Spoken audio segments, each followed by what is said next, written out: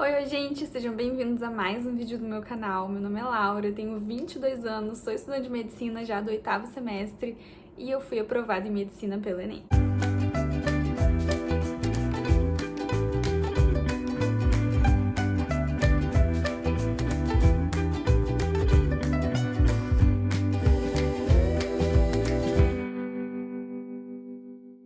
Hoje eu vim aqui dizer pra vocês algumas das coisas que eu fiz pra conseguir essa aprovação. Eu passei no Enem de 2018, entrei em medicina no segundo semestre de 2019 e eu segui algumas coisinhas aí, algumas rotinas pra conseguir essa aprovação. Mas antes de continuar esse vídeo, eu queria pedir muito pra você que tá assistindo esse vídeo, não deixe de se inscrever aqui no canal, porque é muito importante. Também deixar um comentário do que vocês acharam, se ajudou vocês de alguma forma, e também deixar uma curtida, porque ajuda demais também. E também lá no meu Instagram, @laurasonsim, eu posto sobre minha vida na medicina e também minha rotina de estudos. Então não deixem de me seguir lá, que eu acho que vocês vão gostar bastante. Então, gente, a minha primeira dica é vocês avaliarem qual universidade vocês querem ir. Porque dependendo da universidade que você quer ir, ela tem pesos diferentes para determinada área do conhecimento. E é muito fácil você descobrir qual o peso de cada matéria na universidade pro curso que você quer. Por exemplo, você quer passar na Universidade Federal de Santa Catarina. Digita no Google Universidade Federal de Santa Catarina, peso para cada área do conhecimento, medicina, por exemplo. E lá vai ter o edital falando matemática, peso 1, redação, peso 3, essas coisas assim. Então, a primeira coisa que você tem que fazer antes de montar o seu cronograma é saber o que você tem que focar mais, qual área do conhecimento você tem que focar mais. Outra dica que eu dou também é você ter um cronograma do que você vai estudar cada dia da semana. Por exemplo, segunda-feira eu vou estudar matemática, terça-feira eu vou estudar química, quarta-feira eu vou estudar história e geografia, quinta-feira eu vou estudar biologia. E como que eu recomendo você fazer esse seu cronograma, né? Tenta colocar a matéria que você acha mais difícil pro início da semana, que é quando você tá mais descansado, porque conforme vai passando os dias da semana, você fica mais cansado. Então, por exemplo, pra mim eu sempre tive dificuldade em matemática, então deixar a matemática lá pra sexta-feira não ia rolar. Então, eu deixava história, biologia e geografia mais pro final da semana, porque eu tinha mais facilidade e eu achava mais tranquilo de estudar. Então, eu colocava matemática, química, que eu também tinha muita dificuldade, física na segunda e na terça ali, porque eram os primeiros dias da semana quando a gente tá mais motivado para estudar, né? Minha terceira dica é investir num cursinho online, porque querendo ou não, o custo-benefício de um cursinho online é muito melhor. Então, se você tem condições, não deixe de investir no cursinho online, porque os presenciais eu sei que são muito mais caros. Assim, se você quiser também, vai no cursinho presencial, porque eu acho que o cursinho, ele auxilia muito, dá um direcionamento do que você tem que estudar. Então, pra mim, funcionou muito o cursinho online. Não cabe pra mim aqui dizer, até porque sem nenhum patrocínio aqui, mas cabe a você escolher o cursinho que você vai fazer. Hoje existem milhares de cursinhos na internet, né? Aí é só ver a questão do custo, benefício. Na minha época, eu fiz o Descomplica, mas eu sei que existem diversos outros cursinhos aí muito bons. Então, vale a pena dar uma pesquisada, porque eles geralmente já deixam um cronograma do que você tem que estudar. Além de colocar as videoaulas, eles colocam logo em seguida questões para você fazer, que já vai ser uma outra dica que eu vou dar com relação às questões. Mas se eu fosse falar, faz alguma coisa, faz um cursinho online, porque eles dão direcionamento. Porque se fosse para eu pegar e fazer meu cronograma certinho do que eu teria que estudar, eu acho que seria muito mais difícil. Então, essa é a minha terceira dica. Então, gente, minha quarta dica pra vocês é o site Quero Bolsa, porque é um site gratuito, assim, você tem acesso a todo o conteúdo que cai no Enem, né, de química, biologia, matemática, geografia, bem explicadinho assim em texto e em videoaulas também, e no finalzinho tem algumas questões para você fazer. Então, se você não tem condições de conseguir um cursinho online ou presencial, é uma dica que eu tenho para vocês aí, que é esse site que eu andei dando uma pesquisada, eu não cheguei a usar, mas olhando assim, eu vi que ele é bem legal, tem bastante conteúdo, então vale a pena. Vou deixar aqui o link já para vocês, se vocês quiserem acessar. Então vale a pena você entrar lá e fazer o seu próprio cronograma, porque eles têm tudo lá, tudo de graça, de conteúdo mesmo. Minha quinta dica para vocês é separar um dia da semana. Eu separava os domingos para refazer uma prova inteira do Enem ou de algum outro vestibular. Vou inclusive deixar um link aqui do site do governo que tem todas as provas do Enem desde o iniciozinho lá. E eu refiz, gente, todas as provas do Enem, porque, querendo ou não, é fazendo questão que você aprende. Porque a videoaula, gente, você assiste, você tá absorvendo ali visualmente. Mas quando você faz a questão, você consegue raciocinar. Então, é muito melhor para o aprendizado, para memorização. Então, uma coisa muito interessante é você tirar um dia só para fazer questão. É claro que todo dia você estudou tal conteúdo, você vai fazer questões depois de ver a videoaula. Mas tira um dia para não ver videoaula, só fazer questão. Normalmente nos domingos eu falava assim, pai, mãe, me esquece que eu vou fazer prova. Aí eu ficava lá a manhã inteira do domingo fazendo algum vestibular, tentava colocar um tempo também para conseguir fazer aquela prova e dava super certo. Tem todas as questões do...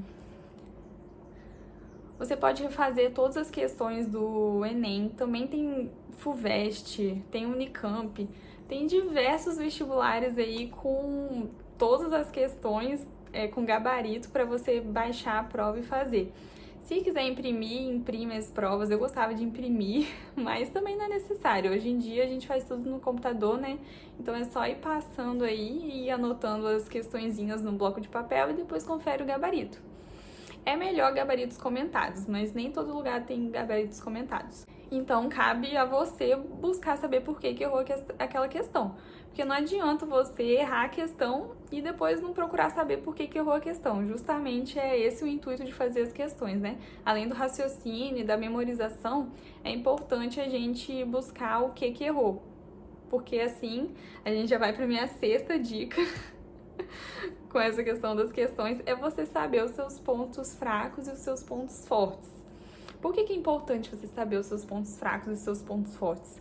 Porque aí você vai saber o que você tem que estudar mais. Se você é pior em matemática, se você é pior em física, você vai estudar matemática e física, porque só assim você vai conseguir fazer a prova.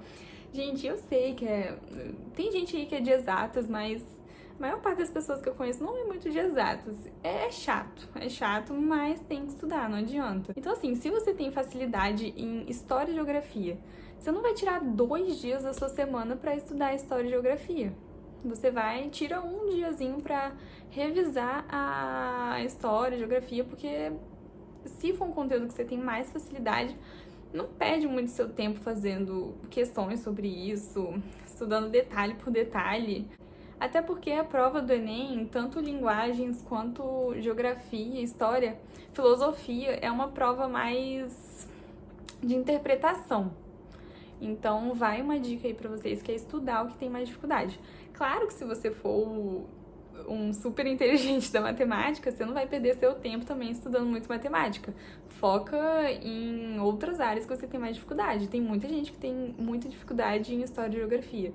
Foi só um exemplo que eu dei. Então, tenta focar em algo que você tem dificuldade. Gente, a minha 7ª dica é que, por experiência, eu fiz o Enem desde o primeiro ano do meu ensino médio.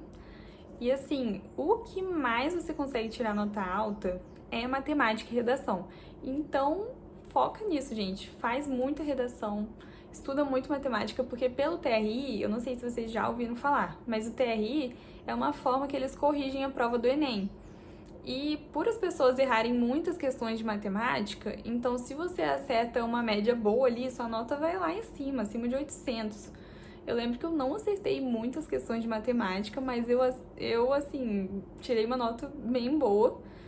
Não lembro exatamente, mas foquem nisso, foquem em matemática, foquem em redação, tanto que eu tirei 980 na redação. Você não consegue tirar 980 em a área de humanas e a área de linguagens, Porque eu lembro que eu acertei muitas questões de geografia, de humanas e linguagens, e minha nota não foi alta. Então, porque pelo TRI as pessoas acertam mais essas questões de linguagens e humanas. Então, mesmo se você for super bem nessas áreas, você não vai tirar uma nota muito absurda assim. Então, não deixem de focar muito em matemática, porque acertando poucas questões de matemática, você já consegue tirar uma nota super alta. Então, se você acertar muito de matemática, tá feito. Seu Enem tá feito. Você vai conseguir passar com certeza, porque a nota de matemática normalmente vai lá em cima se você acerta uma quantidade boa de questões. Por exemplo, você acerta 35 de matemática e 35 questões em humanas. Cara, a diferença da nota vai ser absurda, vocês vão ver. Sua nota de matemática, provavelmente acertando 35 questões, vai ser quase 900 lá. E eu lembro que eu acertei 35 de humanas e eu não tirei nem 700. Então, assim, é uma dica boa aí pra vocês essa. Então, gente, minha última dica pra vocês também tem a ver com a questão da redação ali, que inclusive eu tenho, acho que uns 3 vídeos falando sobre redação, porque foi uma coisa que eu consegui, porque foi uma área que eu consegui ir super bem, eu tirei 980, então, assim, foca em redação, porque você consegue tirar uma nota super alta, assim, em redação. E aquela mesma estratégia que eu falei pra vocês, a questão da matemática e das linguagens, porque é muito mais difícil você conseguir tirar uma nota boa em linguagens e humanas, mas na matemática e redação você consegue tirar essa nota super alta. Então, não deixe de tirar um dia da sua semana também para fazer redação. Então, eu aconselho encontrar alguém, contratar alguém, não sei, para corrigir suas redações, porque é muito difícil a gente se autoavaliar.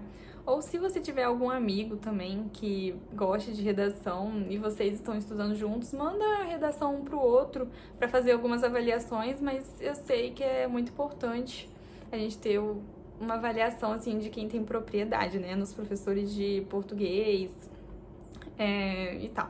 Então, às vezes converse com seu professor de português lá do ensino médio, se você tá no ensino médio ainda, pede para ele corrigir sua redação, falar se tem algum erro de gramática, algum erro de concordância, não sei, vai atrás de alguém para corrigir para vocês.